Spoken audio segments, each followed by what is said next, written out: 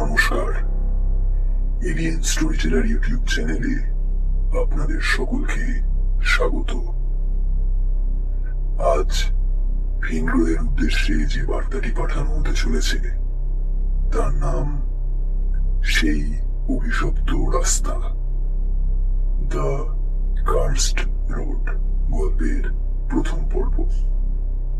আপনাদের সকলের কাছে বিনীত অনুরোধ, গল্পটি শোনার সময় অবশ্যই কানে হেডফোন লাগাতে ভুলবেন না। শুরু হতে চলেছে আজকের গল্প, দ্য কার্সড রোড, সেই অভিশপ্ত রাস্তা, প্রথম পর্ব।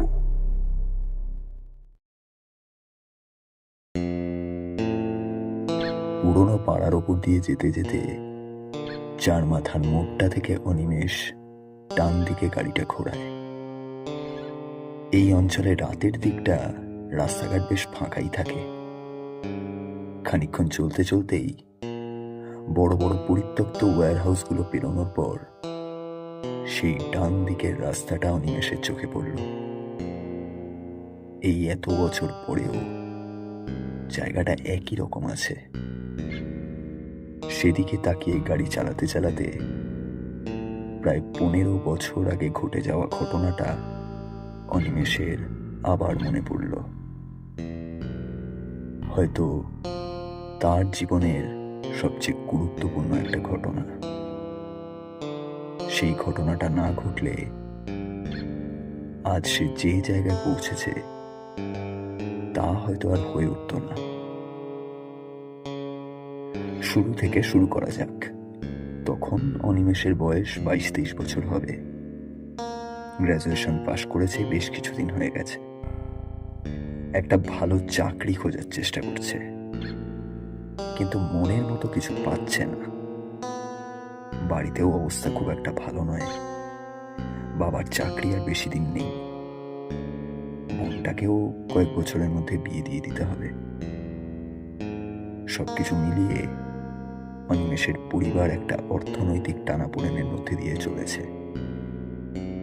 এর মধ্যেই একদিন অনিমেষের কাকা কলকাতা থেকে ফোন করে জানায় যে অনিমেষের জন্য একটা ভালো চাকরির সন্ধান রয়েছে। তবে অনিমেষকে সেদিনই রাতের ট্রেন ধরে কলকাতা পৌঁছতে হবে।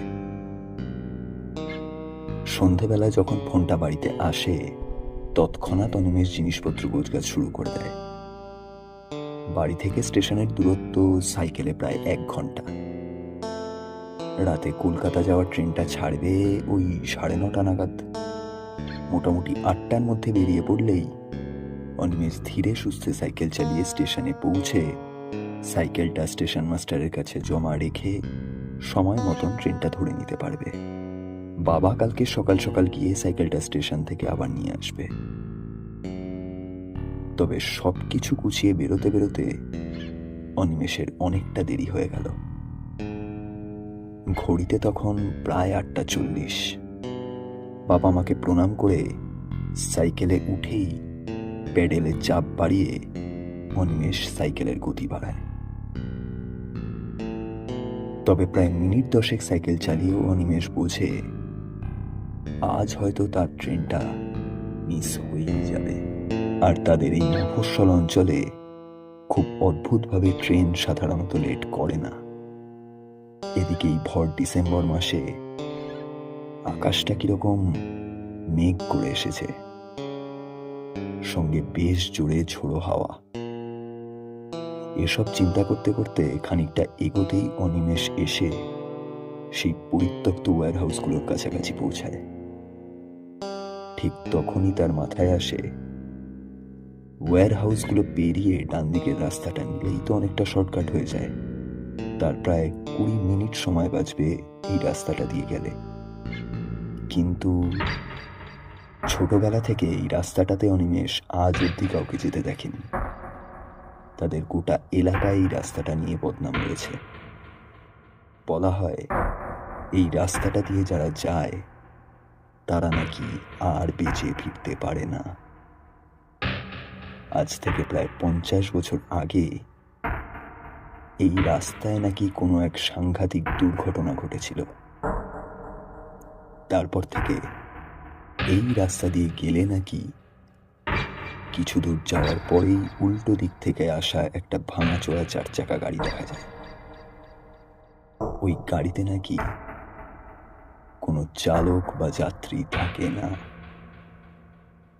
এই গাড়িটা একবার কাউকে পেরিয়ে গেলেই তার মৃত্যু অনিবার্য। তাই এই অঞ্চলের কোনো মানুষ এই রাস্তা দিয়ে ভুল করেও যাতায়াত করে না। বাচ্চা থেকে বুড়ো এই অঞ্চলের সবাই এই বিষয়টাকে সত্যি মনে করে। তবে গোটা ব্যাপারটা অনিমেষের কাছে বেশ অবিশ্বাস্য ঠেকে। তার মনে একটাই প্রশ্ন, যদি কেউ বেঁচে ফিরতে নাই বা পারে, তবে এই গল্পটা কে জানালো সবাইকে? মাকে একবার এই প্রশ্নটা অনিমেষ করেছিল। মা সঙ্গে সঙ্গে দিয়েছিল মুনছাপটা। এসব ফালতু প্রশ্নের উত্তর আমি দিতে পারবো না। ওই রাস্তাটা দিয়ে যাওয়া বারণ, ব্যাস এটুকুই যথেষ্ট। কখনো যেন না শুনি সর্দারি মিলে একা একা ওদিকে চলে গেছো। সব অনেক ছোটবেলার কথা, তবে আজ যেন এই রাস্তাটা দিয়ে যাওয়াটা সত্যি সত্যি প্রয়োজন মনে হচ্ছে। তাছাড়া এখান দিয়ে গেলে মা কেন, এলাকার কেউই কিছু জানতে পারবে না। তাড়াহুড়োর সময় বেশি চিন্তা করে লাভ নেই। ওয়্যার হাউসগুলো পেরিয়ে অনিমেষ সাইকেলটা নিয়ে ডান দিকের রাস্তাটায় ঢুকে পড়ে। এমনি চারদিক দেখলে বোঝা যায় যে বহুদিন হয়ে গেছে এই রাস্তায় কেউ যাতায়াত করে না। তবে সাইকেল নিয়ে যেতে খুব একটা অসুবিধা অনিমেষের হচ্ছে না। মাটির রাস্তা হলেও সেরকম উঁচু নিচু বা এবড়ো খেবড়ো রাস্তা নয়। রাস্তার দুপাশে প্রচুর জঙ্গল গাছপালা রয়েছে। তবে তাপমাত্রা যেন কয়েক ডিগ্রি কমে গেছে, আর হাওয়ার গতিও আগের থেকে বেশ খানিকটা বেড়ে গেছে। অনিমেষের মনে হচ্ছে যেন সে কোনো ঝড়ের মধ্যে এসে পড়েছে। এতক্ষণ শুনছিলেন দ্য কার্সড রোড, সেই অভিশপ্ত রাস্তা গল্পের প্রথম পর্ব। গল্পের দ্বিতীয় পর্বটি আসতে চলেছে পরের শুক্রবার ঠিক রাত 8টায়। গল্পটি কেমন লাগলো তা কমেন্ট করে আমাদেরকে জানাতে ভুলবেন না। যদি গল্পটি ভালো লেগে থাকে তাহলে এলিয়েন স্টোরি টেলার ইউটিউব চ্যানেলকে অবশ্যই লাইক ও সাবস্ক্রাইব করে দেবেন। আজ এই পর্যন্তই। সামনের সপ্তাহে এই গল্পের দ্বিতীয় পর্ব নিয়ে উপস্থিত হব আপনাদের সামনে। ততদিন ভালো থাকবেন, সুস্থ থাকবেন।